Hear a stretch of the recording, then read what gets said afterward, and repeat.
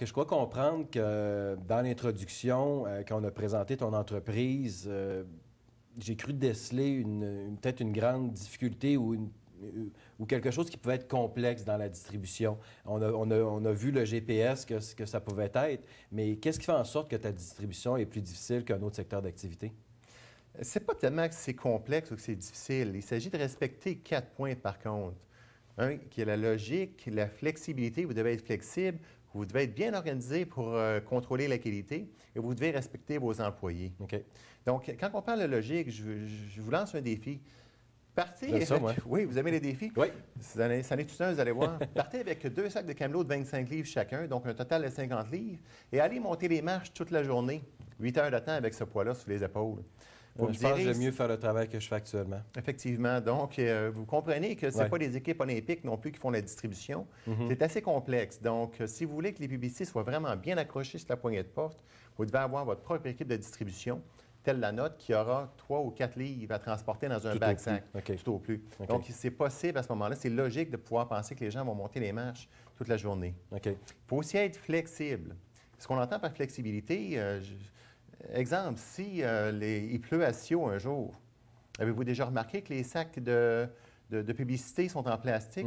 Une raison pour ça, vous la comprenez maintenant, les sacs en papier ne sont pas imperméables. Ce produit-là non plus n'est pas imperméable.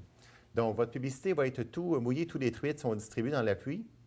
Et puis, bien entendu, un employé qui a des conditions de travail assez exécrables, de travailler dans des orages, ne mettra pas la qualité à l'avant-plan. Il va tenter de terminer sa journée le plus rapidement possible. Donc, il faut être flexible pour pouvoir avoir l'équipe qu'on dit qu'il pleut aujourd'hui, on va attendre à demain. Mais ça vient évidemment augmenter le niveau de difficulté au niveau de tes employés parce qu'ils ne sont peut-être pas disponibles de la même façon non plus. Oui, ils sont disponibles de la même façon, puis ils apprécient beaucoup le fait qu'on leur dit, mais écoute, il pleut aujourd'hui, donc tes conditions vont être meilleures demain. Il faut le faire pareil, on va travailler 20 jours par mois, mais on va travailler les 20 meilleurs jours. As-tu une connexion avec Dame Nature? Est-ce que tu peux lui commander un meilleur été l'année prochaine? Malheureusement, non. Donc, on y va vraiment avec la flexibilité de l'équipe. Aucun contrôle. Il faut être bien organisé pour contrôler la qualité. Donc, nous, on contrôle au moyen de GPS ultrasensible. On l'a vu rapidement en introduction, oui. Donc, vous voyez la dimension, ça rentre dans une poche et puis ça prend une lecture aux 10 secondes du positionnement de l'employé. Donc, on est capable de s'assurer par la suite, en regardant dans un système de cartographie, que tous les rues ont été faits. Et puis, s'il y en a qui ont été manqués, on peut aller les reprendre. J'en comprends que l'itinéraire, évidemment, pour chaque employé est fait à l'avance et il sait à l'avance où il doit se diriger. Oui, mais on travaille aussi avec des cartes, comme vous avez vu dans l'intro. Donc, effectivement, l'employé le sait. Donc, ensuite de ça, nous, on fait une vérification. Le superviseur a aussi l'accès Internet avec la clé USB. Donc, lui, il est capable à ce moment-là de nous envoyer au bureau le résultat du GPS, qu'on puisse l'aider pour regarder avec lui. Donc, on a 2 formes de vérification pour s'assurer que le travail est bien fait. Puis le dernier point, le plus important, c'est le respect des employés. Tout ça va ensemble. Vous ne les faites pas travailler dans des conditions exécrables, dans les tempêtes de neige, de verglas, de pluie abondante. Ils vont être contents, ils vont se sentir respectés. On a, comme vous avez remarqué, un gros camion avec 12 passagers à l'intérieur. Donc, plutôt que de demander de nous rejoindre à l'arrêt d'autobus, on va les chercher directement au métro. Ils sont traités avec un service VIP. On a l'air climatisé dans le camion. Et puis, on peut transporter les employés. Puis, on les rapporte aussi à la fin de la journée au métro. Donc, on gère les déplacements des employés nous-mêmes. Cette gestion-là va se faire de la même façon que quand tu auras une expansion ou un territoire qui va être plus grand?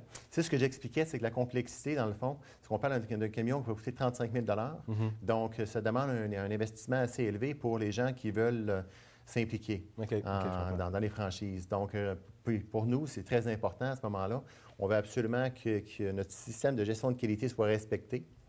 Il y a plusieurs personnes qui nous approchent, qui disent « Ah oui, regarde, je vais faire des profits. » Mais quand on leur dit comment on va procéder, ils vont dire « Ouais, mais je ne peux pas donner ça à quelqu'un qui va le faire pour moi. » Non, je veux que ça soit contrôlé. C'est la complexité de la croissance de l'entreprise présentement. C'est qu'on ne veut pas que l'image de l'entreprise soit affectée par des gens qui n'auront pas en cœur la qualité de la distribution. Super. Intéressant. Marc, j'aimerais savoir si tes clients te font confiance comme ils le font actuellement et ta clientèle grandit, c'est parce qu'ils ont confiance en toi d'une part et tu leur offres un bon service, mais il y a sûrement autre chose qui fait en sorte que ta clientèle demeure et t'est fidèle. Oui, en fait, c'est la performance du produit publicitaire. Comme j'expliquais, on fait de la publicité pour faire de l'argent. Donc, un élément très important dans la publicité, c'est la visibilité. Une publicité qui n'est pas vue, là, ça ne fera rien pour une entreprise. Ouais. C'est bien évident. J'espère que je n'apprends rien à personne ici ce soir. Là. Non, je ne penserais pas. Non. Donc, cette publicité-là, accrochée sur la poignée de porte, c'est sûr qu'elle va être vue. Parce qu'au Québec, on ne rentre pas par les fenêtres, on rentre par les portes. Oui, bien, il y en a qui rentrent par les fenêtres, mais ça, c'est un autre sujet. C'est un autre sujet. Mais vous voyez, cette publicité-là va être assurément vue. OK. Naturellement, si vous faites une publicité dans la boîte postale au coin de la rue, c'est pas nécessairement qu'elle va être vue très rapidement. Si vous êtes à la page du 22 du journal, c'est pas nécessaire, c'est pas assuré que cette publicité-là va être vue, puisque c'est Ou elle va être vue d'une façon complètement différente que ton produit peut On regarde les offrir. journaux pour lire les articles, et puis souvent, avec l'avènement d'Internet, les nouvelles sont beaucoup plus rapides sur Internet que dans les journaux. OK. Donc, c'est moins lu. OK. Une publicité dans une enveloppe qui est achetée, si l'enveloppe n'est pas ouverte, on ne verra pas votre publicité. Tandis que celle-ci, c'est sûr qu'elle va être vue, puisque c'est accroché sur la poignée de porte de la personne qui va entrer dans la maison. Il doit d'abord la prendre dans ses mains pour pouvoir l'entrer. OK. Et c'est un réflexe, évidemment, dès qu'elle l'a dans les mains, il vaut au moins le consulter d'une certaine façon avant de le déposer et de le reconsulter plus tard, évidemment. Oui, un autre élément important, c'est l'exclusivité. On garantit l'exclusivité par industrie pour nos clients. OK. Donc, si vous voyez un agent d'immeuble sur cette publicité, vous n'en verrez pas un deuxième. OK. On est la seule entreprise qui, malgré qu'il y en a d'autres qui prétendent offrir l'exclusivité, qui l'offre vraiment. Regardez dans les journaux la quantité d'agents d'immeubles que vous allez retrouver ou de concessionnaires automobiles. Oui. Demandez à Poste Canada de vous assurer l'exclusivité de la boîte postale au coin de la rue. Je ne suis pas sûr qu'ils vont accepter. Non, effectivement. Et puis, il y a des gens qui font aussi, d'autres entreprises qui font des accroche-portes, qui, oui, vont vous dire qu'ils offrent l'exclusivité, mais la font distribuer par leur compétiteur, qui est un distributeur traditionnel, qui, lui, a aussi ses clients. Donc, ça m'est déjà arrivé d'avoir des publicités d'agents d'immeubles sur une accroche-porte avec un sac publicitaire juste derrière, avec un agent d'immeuble sur le sac. Donc, c'était pas très chic, je vous avoue. Et pour l'exclusivité, on repassera. Donc, si j'avais à résumer en quelques mots ce que c'est ton entreprise, c'est l'exclusivité, ton produit qui est unique, qui se distingue des autres et qui, justement, permet d'offrir ce service-là de qualité par l'exactitude de la distribution. Oui, effectivement. On se dit qu'une fois que la publicité est vue, c'est aussi bien d'être belle. Donc, on utilise un carton de 12 points imprimé en haute résolution. Et puis, on a un infographe qui est de très haute qualité qui va faire des publicités qui ont beaucoup d'impact. OK. Donc, oui, effectivement, comme je vous disais, à partir du moment où la publicité est vue, on s'assure qu'elle soit très belle et puis que c'est notre œuvre d'art qu'on envoie sur le marché. Ça nous génère beaucoup d'appels nous-mêmes. OK.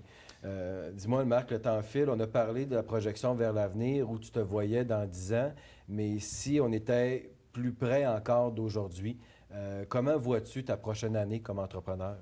Ma prochaine année, comme j'expliquais, c'est le développement des comptes, c'est-à-dire les comptes corporatifs, des gros annonceurs qui vont faire de la publicité partout au Québec, qui vont couvrir, qui vont prendre tous nos territoires, qui vont prendre des grandes publicités. C'est présentement ceux-ci auxquels on doit s'attaquer.